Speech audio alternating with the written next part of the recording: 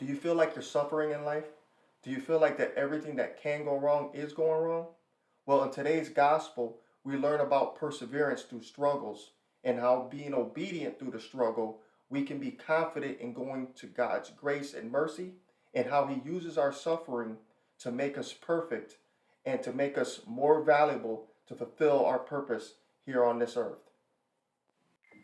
So let's get into it. In today's reading, it reads Hebrews chapter 4, verses 14 through 16.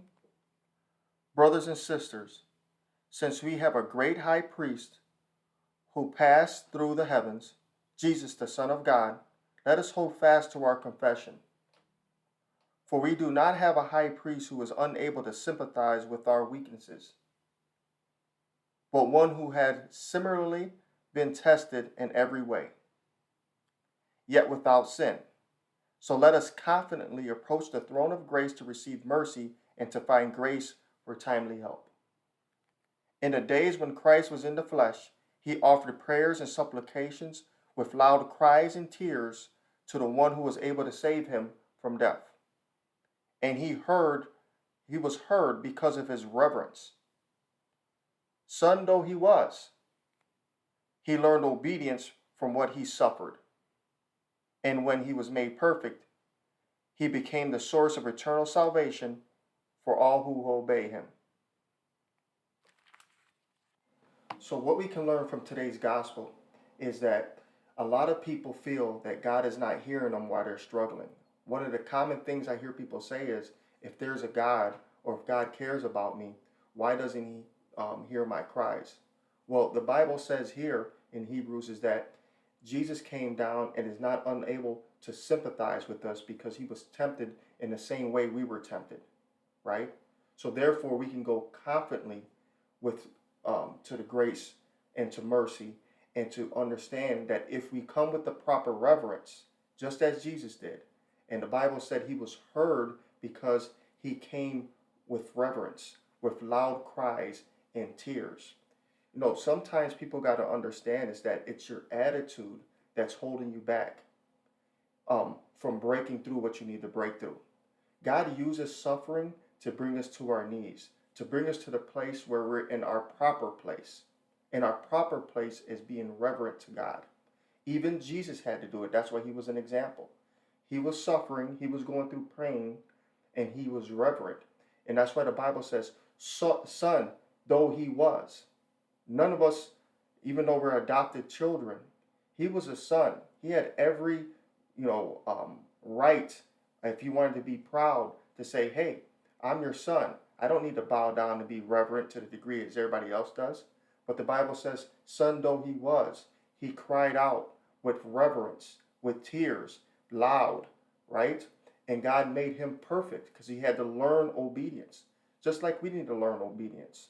You know, this whole Bible right here teaches us that we cannot skip steps, that our attitude and our mindset has to be correct as we move forward with things. And then we can be confident. When we're in our proper place and proper reverence, we can be confident that even though through our suffering, we can take that and look at that and say, you know what? Maybe I'm missing something. Maybe I need to be more reverent. Maybe I need more obedience. You know, people think it's cool to be disrespectful and be disobedient, whether it's to their parents or whether it's to somebody who's placed in leadership. But we're called to be obedient. And there's always somebody on this earth that we need to be obedient to and put our pride to the side. And a lot of times we keep on, going around that same mountain is because we're choosing to be disobedient with whoever it is. You know, one of the things in relationships or just your relationships in life, period, is that, you know, you're not going to get to where you need to get to as quickly as you can if that person that is meant to unlock something for you doesn't feel appreciated. And God is no different. You know, some of those people just being feeling appreciated. Remember, how do you feel when you do something for somebody and you don't feel like they respected it or they didn't give you proper reverence from it? I'm not saying that they have to, kiss your feet every time you do something, but you at least want to feel like, it was appreciated. And God is no different. That's why we have to learn obedience. We have to learn proper reverence. And once we're able to do that, and then the Bible says here, Jesus was made perfect. We're made perfect into where, not saying that we won't make any mistakes, but we'll be perfect to fulfill the promise or the mission that we were put on this earth to fulfill. So let us reflect today on how we can be more obedient and how we can be more reverent and what it is that it may be holding us back from unlocking God's blessing in our life. I love you guys. You guys have a great day.